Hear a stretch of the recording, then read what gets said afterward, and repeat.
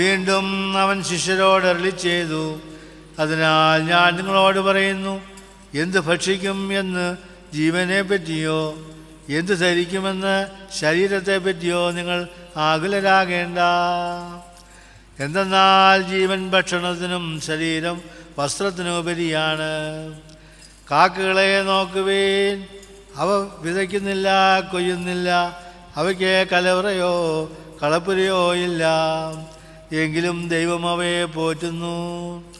പക്ഷികളെക്കാൾ എത്രയോ വിലപ്പെട്ടവരാണ് നിങ്ങൾ.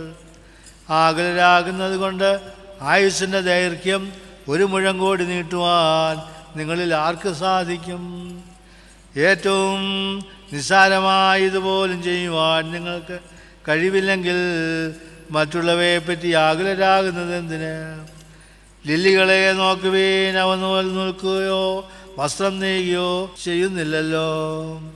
എങ്കിലും ഞാൻ നിങ്ങളോട് പറയുന്നു, സോളമൻ പോലും അവൻ്റെ സർവമഹത്വത്തിലും അവയിൽ ഒന്നിനെപ്പോലെ അലങ്കൃതനായിരുന്നില്ല.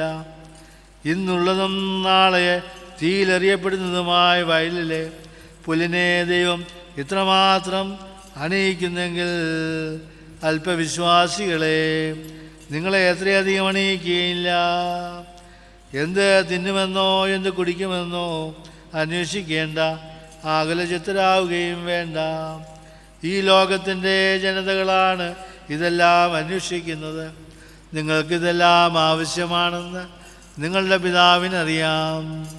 നിങ്ങൾ അവിടുത്തെ രാജ്യം അന്വേഷിക്കുവിൻ, ഇവയെല്ലാം അതോടൊപ്പം നിങ്ങൾക്ക് ലഭിക്കും. നിങ്ങൾക്കെല്ലാവർക്കും ശാന്തി ഭവിക്കട്ടെ.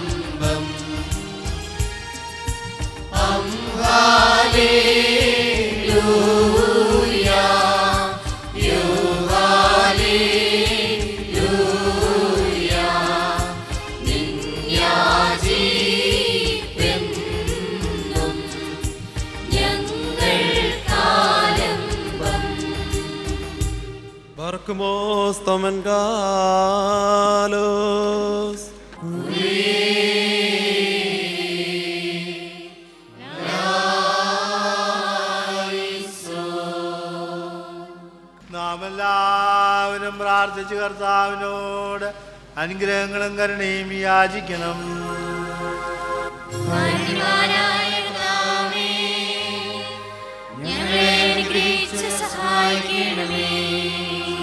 സ്തോത്രവും പ്രഭയും പുകഴ്ചയും മാഞ്ഞുപോകാത്ത നല്ല ഉന്നതിയും എല്ലാ നേരത്തും ഇടവിടാതെ അർപ്പിക്കുവാൻ ഞങ്ങൾ യോഗ്യരായി തീരണമേ. ശ്ലീബാമരത്തിന്മേലുള്ള ബലിയർപ്പണത്താൽ ഞങ്ങൾക്ക് പാപമോചനം നൽകുകയും മരണത്താൽ ഞങ്ങളെ രക്ഷിക്കുകയും പുനരുത്ഥാനത്താൽ ഞങ്ങളെ ഉദ്ധരിക്കുകയും സ്വർഗാരോഹണത്താൽ ഞങ്ങളെ സമുന്നതരാക്കുകയും ചെയ്ത സ്വീകാര്യ കുർബാനയുമായ കർത്താവിന് സ്തുതി.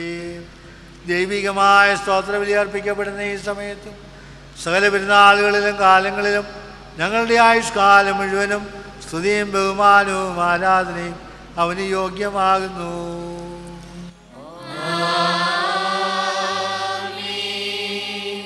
ബാറിക്കുമോർ കാരുണ്യവാനായ കർത്താവിന്റെ മുൻപാകെയും പുണ്യം നൽകുന്ന ബലിപീഠത്തിന്റെ മുൻപാകെയും ദിവ്യവും സ്വർഗീയവുമായി വിശുദ്ധ രഹസ്യങ്ങളുടെ മുൻപാകെയും ധൂപമർപ്പിക്കപ്പെടുന്നു. നാം എല്ലാവരും പ്രാർത്ഥിച്ച കർത്താവിനോട് അനുഗ്രഹവും കരുണയും യാചിക്കണം.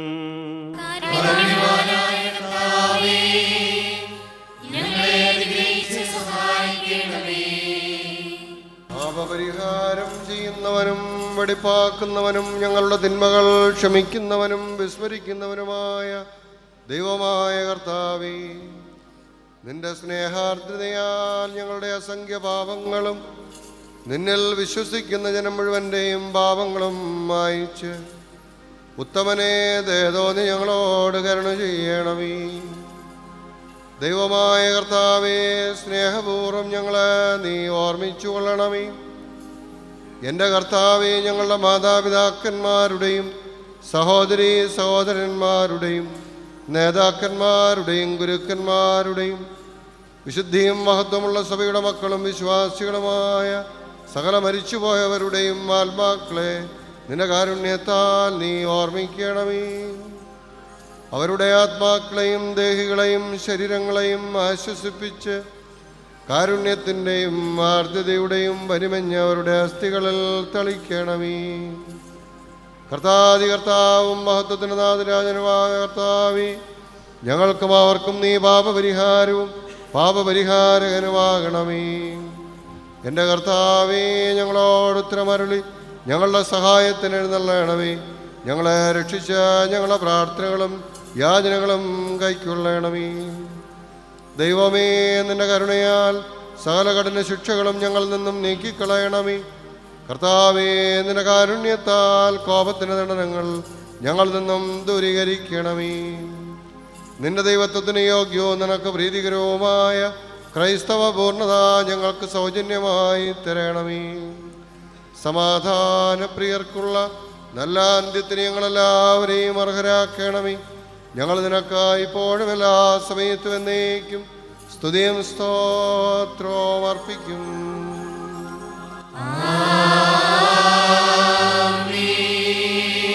ദൈവമായ കർത്താവേ, ഞങ്ങൾ നിന്നോട് അപേക്ഷിക്കുകയും പ്രാർത്ഥിക്കുകയും ചെയ്യുന്നു. ദിവ്യബലി അനുഷ്ഠിക്കപ്പെടുന്ന ഈ സമയത്ത് നിന്റെ ബലിപീഠത്തിൻ്റെ സന്നിധിയിൽ വന്നുകൂടി നിന്റെ മഹാകരുണ പ്രതീക്ഷിച്ചുകൊണ്ട് നിൽക്കുന്ന നിന്റെ ദാസരെ നീ അനുഗ്രഹിക്കണമേ. നിന്റെ പരിശുദ്ധ റൂഹായുടെ നൽവരം ഇവർക്ക് അയച്ചു കൊടുക്കണമേ. നിന്റെ പരിശുദ്ധ ശരീരവും പാപപരിഹാരപ്രദമായ രക്തവും സ്വീകരിക്കുവാൻ യോഗ്യരാകുവാൻ തക്കവണ്ണം ഇവരുടെ ആത്മാക്കളെയും ശരീരങ്ങളെയും നീ ശുദ്ധീകരിക്കണമേ. സ്നേഹവും ഐകമത്യവും ഇവരെ അണിയിക്കണമേ. സമാധാനവും ശാന്തിയും